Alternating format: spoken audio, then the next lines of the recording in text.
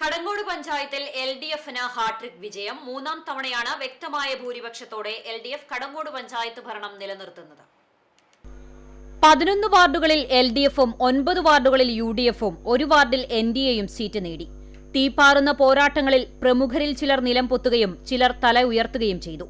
2015 ഭരണസമിതിയിലെ സ്ഥിരം സമിതി അധ്യക്ഷനായ CPM ഏരിയ കമ്മിറ്റി അംഗം KM നൌഷാദ്, മുൻ പഞ്ചായത്ത് വൈസ് പ്രസിഡന്റ് സുഗിജ സുമേഷ്, CPM ലോക്കൽ സെക്രട്ടറിയായിരുന്ന UV ഗിരീഷ് എന്നിവരാണ് വിജയിച്ച LDF പ്രമുഖർ. 4ാം വാർഡിൽ മുൻ പഞ്ചായത്ത് മെമ്പറും കോൺഗ്രസ് നേതാവുമായ PV കൃഷ്ണൻകുട്ടിയെയും BJPയുടെ മുൻ വാർഡ് മെമ്പർ അഭിലാഷ് കടങ്ങോടിനെയുമാണ് UV ഗിരീഷ് പരാജയപ്പെടുത്തിയത്. വാർഡ് 13-ൽ മുൻ പഞ്ചായത്ത് പ്രസിഡന്റും സ്റ്റാൻഡിംഗ് കമ്മിറ്റി ചെയർപേഴ്സണും കുടുംബശ്രീ ചെയർപേഴ്സണുമായിരുന്ന LDF സ്ഥാനാർത്ഥി രമണി രാജനും പരാജയപ്പെട്ടു.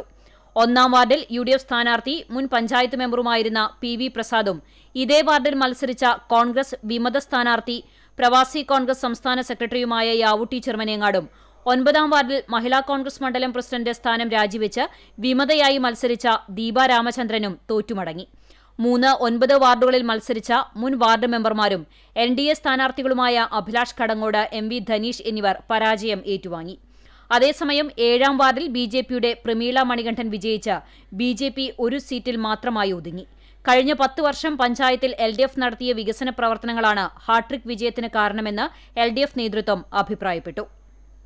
വ്യക്തമായ ഭൂരിപക്ഷത്തോടുകൂടി വീണ്ടും ഇടതുപക്ഷ ജനാധിപത്യ മുന്നണി കടങ്ങോട് ഗ്രാമപഞ്ചായത്തിന്റെ അധികാരത്തിൽ വന്നിരിക്കുകയാണ്. അത് ബ്ലോക്ക് പഞ്ചായത്തിലേക്കും ജില്ലാ പഞ്ചായത്തിലുമൊക്കെ വ്യക്തമായ ഭൂരിപക്ഷം ഇടതുപക്ഷ ജനാധിപത്യ മുന്നണിക്ക് കടങ്ങോട്ടിലെ ജനങ്ങൾ നൽകിയിട്ടുണ്ട്. മുഴുവൻ ജനങ്ങളോടും ഇടതുപക്ഷ ജനാധിപത്യ മുന്നണിക്ക് നന്ദി രേഖപ്പെടുത്തുകയാണ്.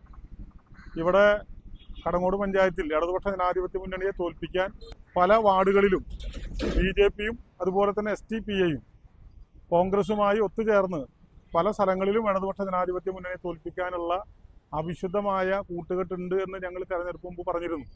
അത് പല സ്ഥലങ്ങളിലും വ്യക്തമായി. ഇടതുപക്ഷ ജനാധിപത്യ മുന്നണിയെ വിജയിപ്പിച്ച മുഴുവൻ വോട്ടർമാരെയും ഒരിക്കൽ കൂടി അഭിവാദ്യം ചെയ്യുന്നു.